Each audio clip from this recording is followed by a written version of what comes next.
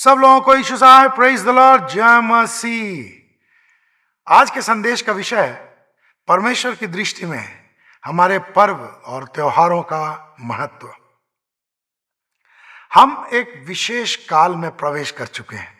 हम लोग जानते हैं, उसको कहते हैं आगमन का काल। प्रभु यीशु के जन्म दिवस के उत्सव के लिए करोड़ों मसीह विश्व के विभिन्न देशों में विभिन्न तरह से तैयारी करने लगते हैं इस समय, और पूरा माहौल क्रिसमस का माहौल हो जाता है। मैं क्रिसमस के माहौल को कई स्तरों पर देखता हूँ। इसकी तैयारी को मैं कई स्तरों पर देखता हूँ। सबसे पहला व्यावसायिक स्तर। जितने भी बाजार हैं शहर के, वे सज जाते हैं, और जहां मसीही जाते हैं वहां तो बाजारों को और अधिक सुंदर तरीके से सजा दिया जाता है। बहुत सारे देशों में तो पूरा का पूरा शहर पूरी तरह से दिसंबर आने से पहले ही से सजने लगता है। और दूसरे स्तर की बात करें तो कलीसियाई स्तर पर भी बहुत सुंदर तरीके से तैयारी होने लगती है। सामुदायिक तरीके से मसीहियों के समुदाय में भी तरह तरह की तैयारियां होने लगती हैं। जगह जगह क्रिसमस गैदरिंग का आयोजन होने लगता है। इसके अलावा पारिवारिक स्तर पर भी तैयारियां होती हैं। घर की साफ सफाई, रंग रोगन, सजावट, खान पान, सब तरह की तैयारी चलने लगती है।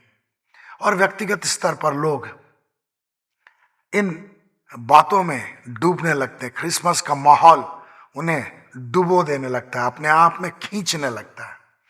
और फिर 24 और 25 दिसंबर की बात करें तो हम लोग क्या देखते हैं? हर गिरजाघर सजा हुआ रहता है। बड़े बड़े गिरजाघर और अधिक सुंदर तरीके से सजाए जाते हैं। 24 तारीख की रात गिरजाघर की सुंदरता देखते बनती है। दूर दूर से लोग आराधना में शामिल होने के लिए, रात की सभा में शामिल होने के लिए अपने अपने घरों को आते हैं और आराधना में शामिल होते हैं। और इसके बाद दावतों का सिलसिला चलता रहता है। वो नए साल के बाद तक चलता रहता है। लेकिन क्या कभी आपने सोचा है कि आगमन काल और ख्रिस्त जन्मोत्सव की तैयारियों एवं आयोजनों को परमेश्वर किस दृष्टि से देखता है?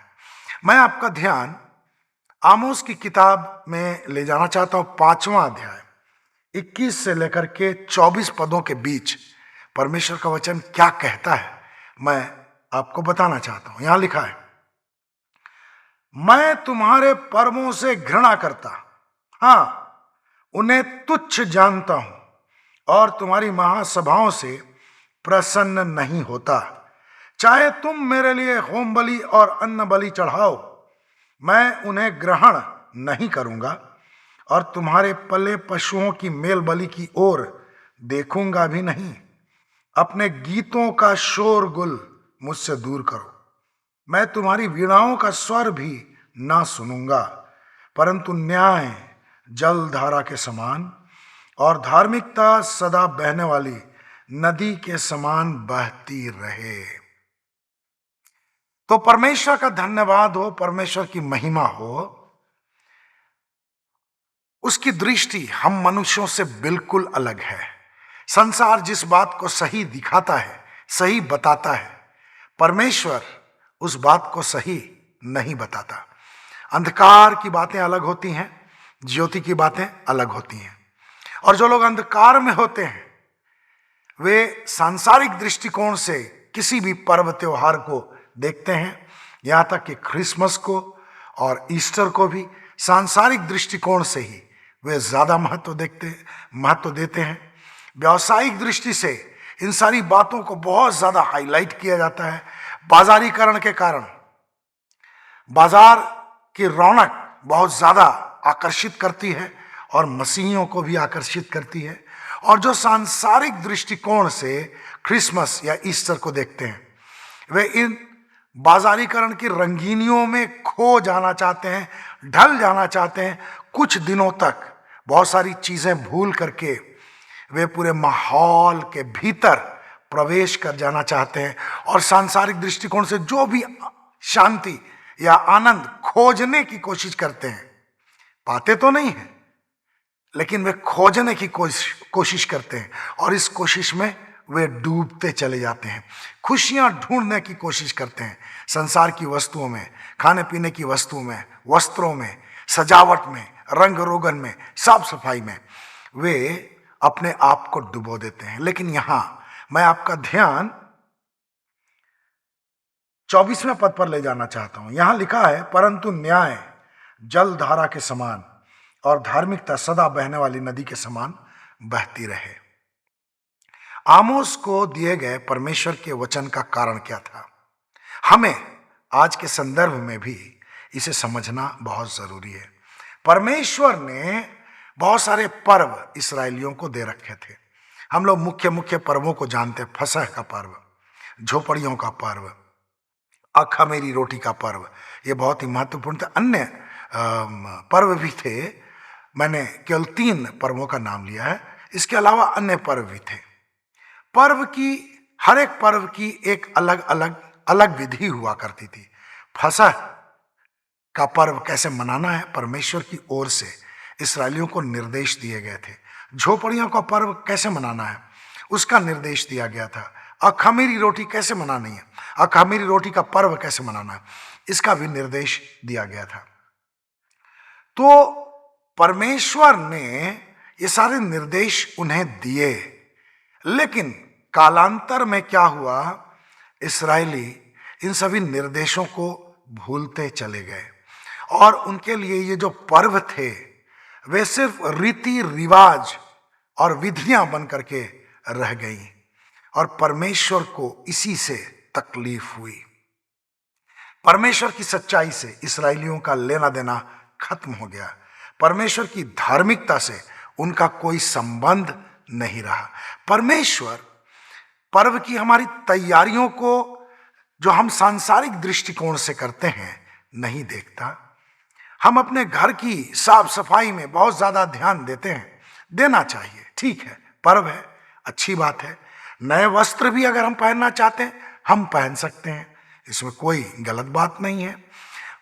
अलग अलग तरीके के, नए नए तरीके के पकवान भी बनाने चाहिए, ठीक है, ये भी अलग बात है, ये भी सही है। लेकिन हमें अपने हृदय में हमेशा इस बात को देखना चाहिए, परखना चाहिए। हमें अपने हृदयों को परखना चाहिए कि हम अपने घरों को तो सजा लेते हैं, लेकिन क्या उसी प्रकार हम अपने हृदय की सजावट पर ध्यान देते हैं?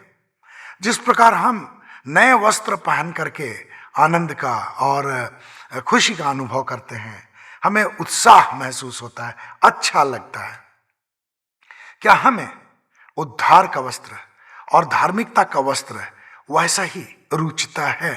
क्या हम उद्धार के वस्त्र में उसी तरह आनंदित रहते हैं या उससे ज्यादा आनंदित रहते हैं, या धार्मिकता के वस्त्रों को हम और अधिक गंभीरता से पहनना चाहते हैं या पहने रहना चाहते हैं? तो परमेश्वर हमारी सांसारिक तैयारियों को नहीं देखता, हमारे हृदय को वो देखता है। हमारा हृदय परमेश्वर की महिमा के लिए कितना अधिक तैयार है, वह इस बात को देखता है। मैं आपको बताना चाहता हूं कि हर पर्व त्योहार में इस्राएली तरह तरह की होम बलि और अन्न बलि चढ़ाया करते थे, लेकिन परमेश्वर का वचन यहां कहा क्या कहता है? चाहे तुम मेरे लिए होम बलि और अन्न बलि चढ़ाओ, मैं ग्रहण नहीं करूंगा, और तुम्हारे पले हुए पशुओं की मेल बलि की ओर देखूंगा भी नहीं। इस्राएलियों को परमेश्वर की आराधना करने की बहुत अच्छी योग्यता मिली हुई थी। दाऊद परमेश्वर का भजन गाता था, उसने बहुत सारे भजन लिखे। आसाफ परमेश्वर की स्तुति के भजन गाता था, उसने भी लिखे। और इस्राएलियों का जीवन परमेश्वर की आराधना से बहुत ही मजबूती से जुड़ा हुआ था। लेकिन जब उनका हृदय परमेश्वर से दूर हो गया तो उनकी आराधना के गीत परमेश्वर को कैसे लगने लगे? वे शोरगुल के समान लगने लगे। किसी भी व्यक्ति को शोरगुल पसंद नहीं होगा। अगर शोरगुल हो रहा हो तो कोई सभ्य व्यक्ति शांत व्यक्ति, शांत चित्त व्यक्ति उस शोरगुल में शामिल नहीं होता है।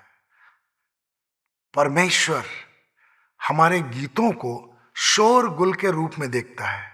क्रिसमस और ईस्टर के गीतों को भी वो शोरगुल के रूप में देखता है, अगर हमारे हृदय में प्रभु यीशु के नाम में पिता परमेश्वर के प्रति पूरी तरह समर्पण ना हो।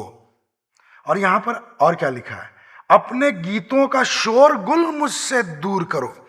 बहुत सारे गैदरिंग्स होते हैं, क्रिसमस गैदरिंग्स, और बहुत ही जोश और खरोश के साथ बहुत सारे गीत गाए जाते हैं, बहुत से लोग उसमें शामिल भी होते हैं। लेकिन अगर परमेश्वर की दृष्टि में गीतों का शोरगुल क्रिसमस गैदरिंग में हो रहा हो, तो फिर इन क्रिसमस गैदरिंग का क्या महत्व है? क्रिसमस गैदरिंग का तभी महत्व है जब हमारे हृदय में प्रभु यीशु के प्रति समर्पण हो, प्रभु यीशु के प्रति आराधना हो, प्रभु यीशु के प्रति धन्यवाद हो कि वह मानव रूप में इस पृथ्वी पर आया।